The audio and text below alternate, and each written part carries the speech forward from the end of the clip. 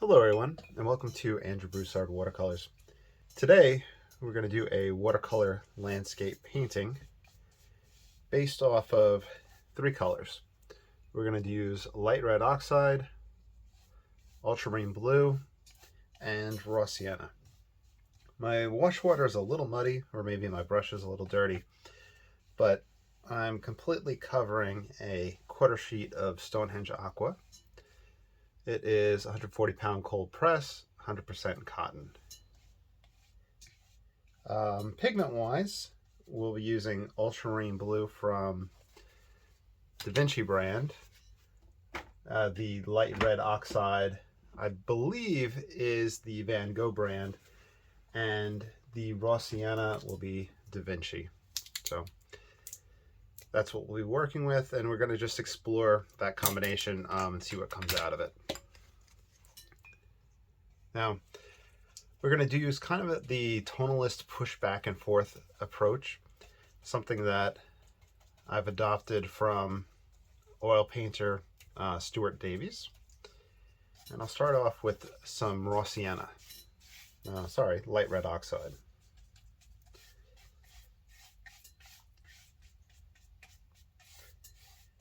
So previously I had done just a painting with light red oxide.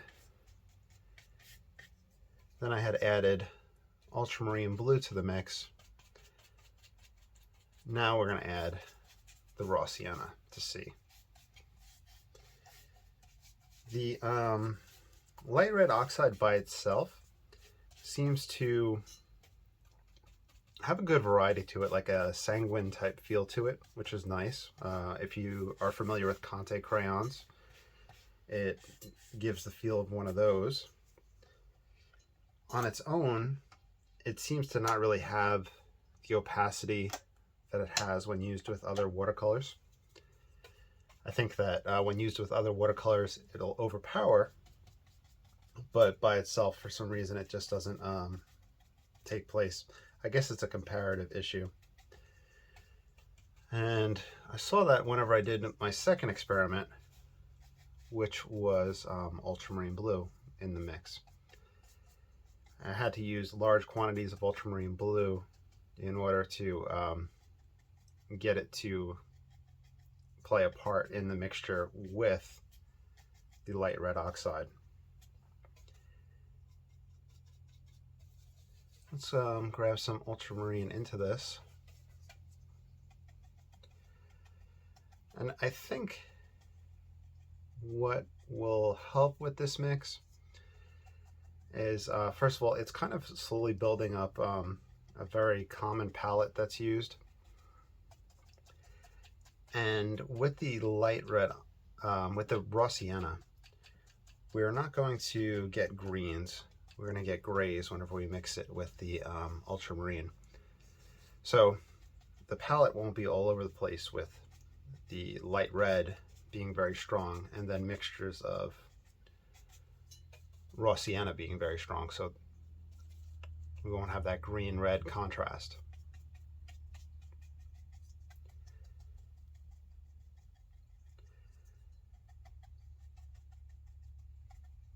So I'm just making up an imaginary scene as I kind of just dwell on this mixture.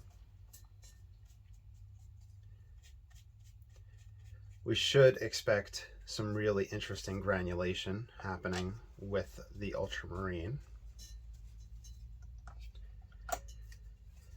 Now, my only concern is achieving dark darks with this mix. It was, like I said, hard to get that with just the light red and the ultramarine. I had to use large quantities of that ultramarine. So we'll just be wary of that.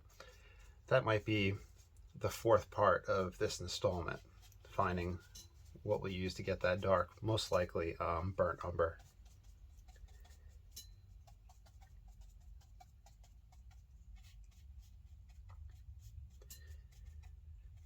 Now, just doing a generic S-shaped composition. We'll have our water and it'll come through here.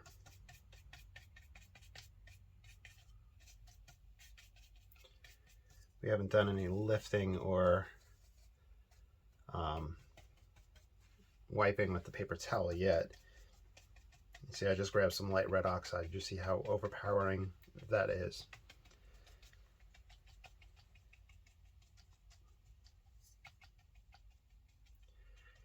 I think basing a palette color scheme around it is fine, but if you were kind of just using it in an everyday palette, it would be a it should be kind of resigned to special popping effects.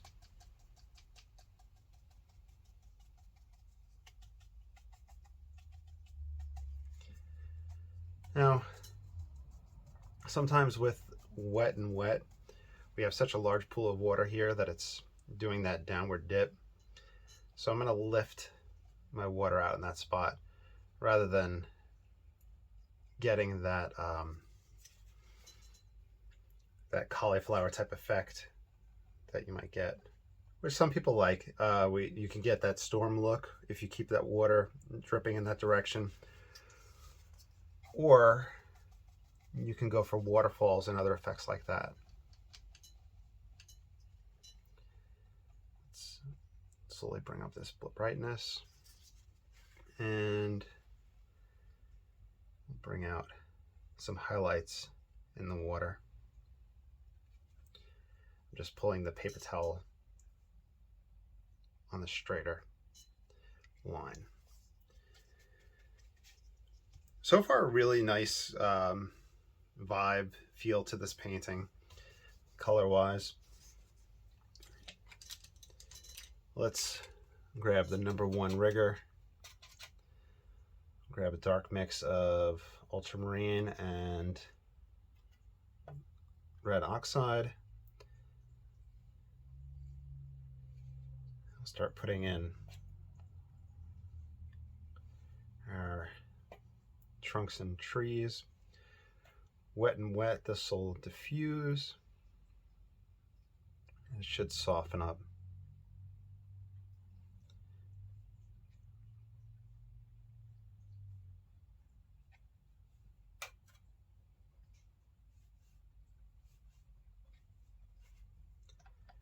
Push that corner down.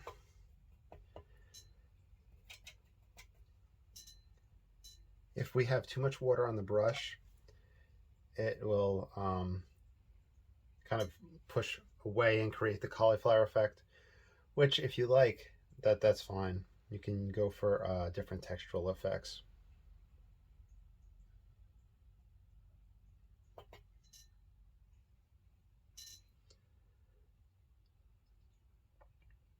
Let's see.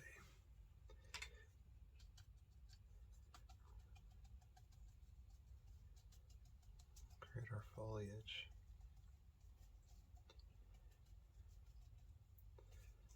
So currently I'm on fall break from work right now, Ultramarine and raw Sienna, so I'll be able to get some good videos and paintings in for y'all.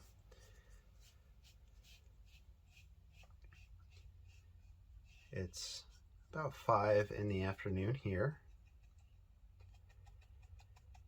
and we've been watching the Harry Potter movies. I've never seen them before, and we've been going through them, and they're actually really, really good. We just finished the second to last one, and after this video, we're gonna eat dinner and then watch the last one.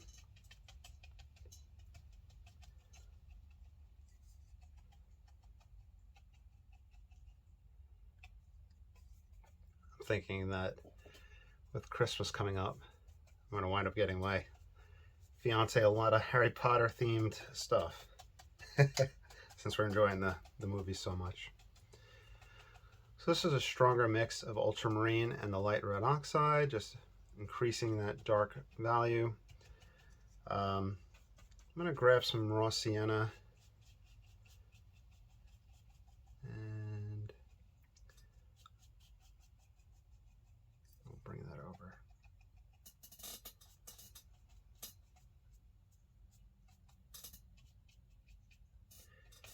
You can see a lot of the granulation happening already.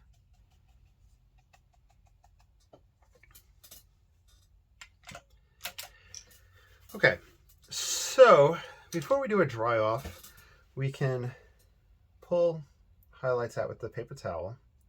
We can scrape with our card, and we can see what needs to be done, or at least set the stage for the dry stage after this.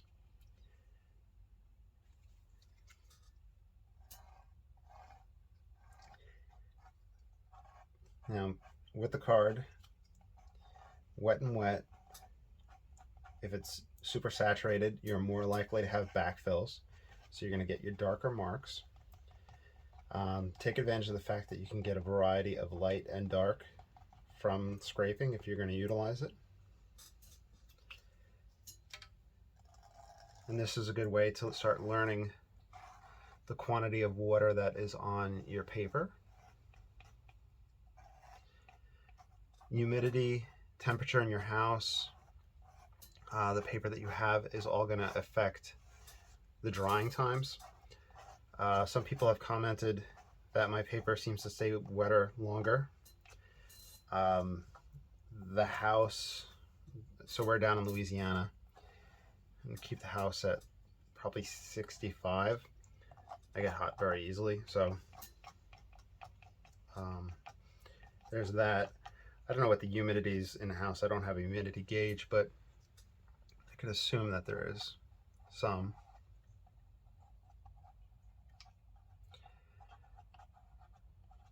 But I do recall reading some of the British painters, either on Facebook or on forums, will have difficulty whenever the weather is hotter, and will affect how quickly their paper dries. So just keep in mind that there's a lot of variables that affect it, and you'll start learning the different stages of wetness and what can take place. Here I'm using the flat edge to just get little rocks and effects in that manner. But ultimately, some of the things you won't be able to control.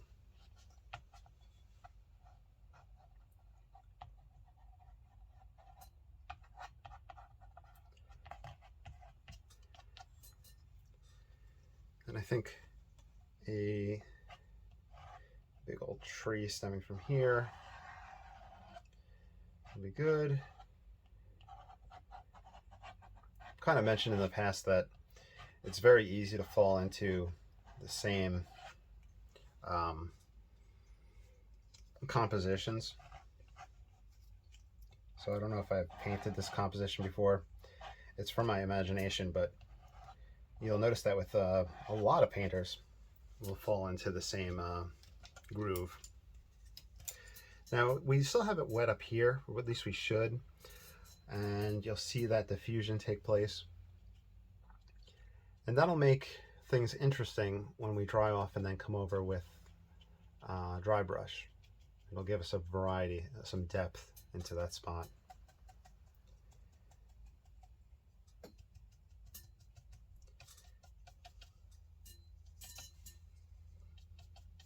I'll ground these ones in place. And when I say that, I mean I'm putting a little bit of dark shadows underneath the edges of those rocks, so they don't seem like they're just floating there. That's a big thing that I see with a lot of people that are beginning. Their trees are not grounded. You can use dark shadows, the concept of grass happening, anything like that will help it sit.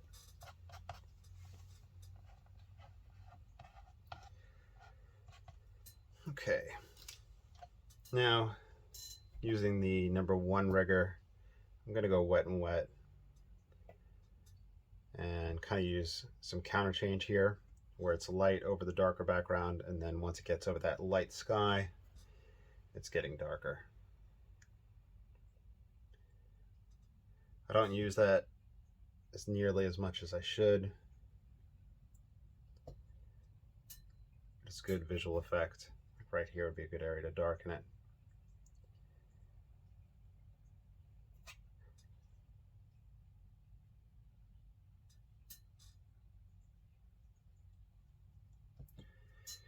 So far, the main purpose of this painting in this video is to experiment with those three colors, and they seem to be working really well so far. In a bit we'll do a dry off, so I'll pause the camera and we'll see what type of drying shift takes place. With the light red oxide, I did notice that when it dries, so as a painting by itself, there was a drying shift, and it originally appeared more on the orange side, but once it dried, it was a little bit more redder. So I'm not sure if that's the particular light red oxide that I have or what's causing that, but just be aware that you'll have a shift take place.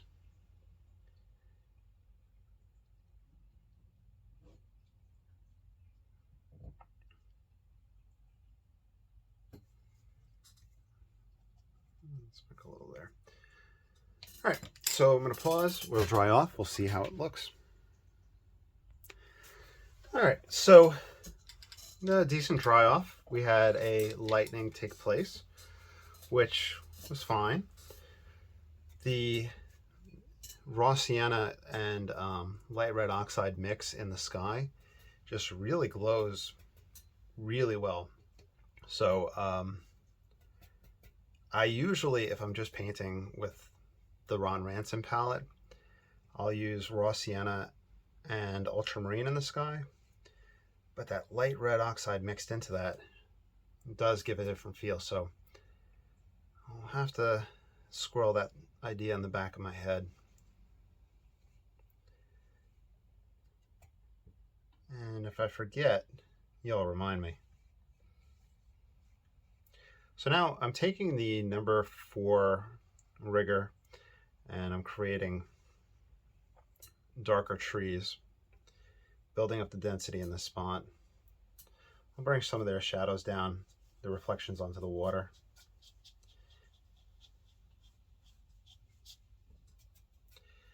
And I'm going to dry brush sideways, let them sit in place.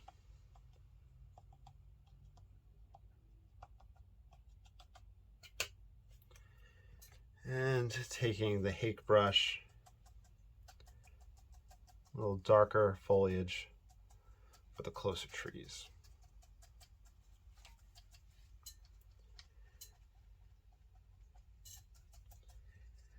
I know I mentioned the granulation that happened. So that's in part with the ultramarine. It's a granulating pigment. I believe it's that the one pigment will fall into the paper or separate out from the other pigment, and that's what lends to that effect.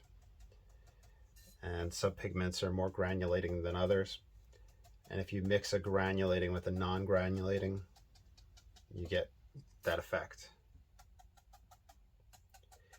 But in the comments, correct me if I'm wrong or add to what I said, because that was kind of just very brief. In the past, we've experimented with granulating mediums on here on this channel, but really didn't have too much success with it. Though people did say that a lot of success happened whenever they used granulating mediums with ink. Anywho, the granulating effect helps kind of break up the monotony of a wash, where you might want that smooth, soft effect, or you might want that breakup to happen. But for here, it gives a nice, interesting feel underneath this layer that we're putting on now, our dry brush. Now, I know I'm enjoying myself because I have the brush, the paper towel, and the other brush all grasped in my hand. So I'm kind of jumping back and forth between them. Here I'm passing another layer of trees on top, of trunks and branches. This is to create a sense of depth against the ones that we previously put in right there, and to build up, yeah, our depth there. And I'm gonna choke off this side a little bit with some foliage. And for ease of effect, just take your card and scrape in there. Or you could take the #1 rigger and have at it with branches and twigs and everything fun.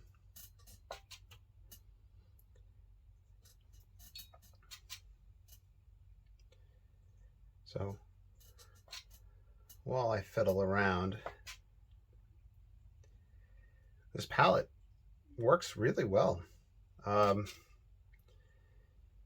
For 3 colors, if you were to pick up, let's say Cotman brand or Van Gogh brand or Da Vinci brand, if you went to Vinci and you bought the larger sizes, you'd spend maybe $30 between the 3 pigments. Cotman, if you bought the larger size, the 21, it's about $6, so it'd be an $18 palette, give or take. And the Van Gogh brand, if you were to buy, because the Van Gogh I think comes in 10 milliliters, probably about $3 or $4. So let's say $9 to $12 palette.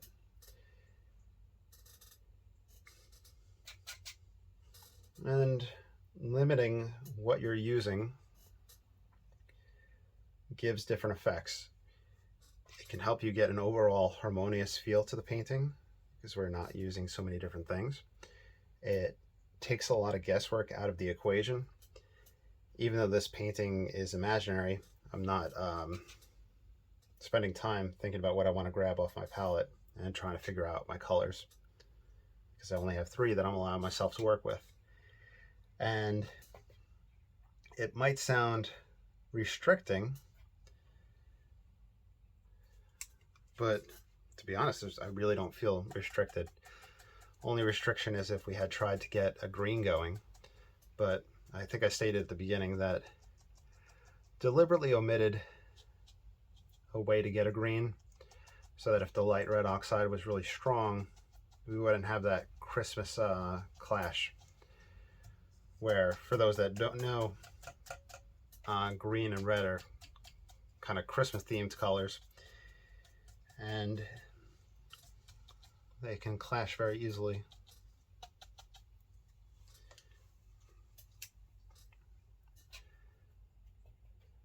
Throw some birds in the sky.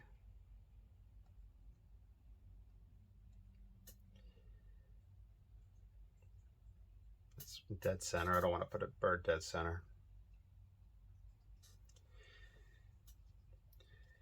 And yeah, at this point, it's at the kind of play around stage. And we are, how far into this? About 23 minutes. So I'm going to pause it, dry off. We'll see how it looks. So yeah, very, very, very happy with how this combination came out. A few things. You are always welcome to follow along with one of these videos, these tutorials. And you are more than welcome to sign your own name to it, and you have my explicit, what's the word? My approval. I can't think of the word. Yeah, you can sell anything that you do whenever you follow one of these tutorials. I want you all to be successful. I want you all to have fun and be able to afford art supplies. If you ever want to support this channel, I have a whole bunch of links down below. If you ever follow along with anything, tag me in it. I want to see it. I'd love to see your results. If you have any questions, let me know down below. Any triads, color mixtures you'd like to see, let me know. If you wanted me to add a 4th color to this, what 4th color would you like to see? And finally, somebody had mentioned the light red oxide. They would have liked to see that with cobalt blue rather than ultramarine. So that's something I have to get around to doing.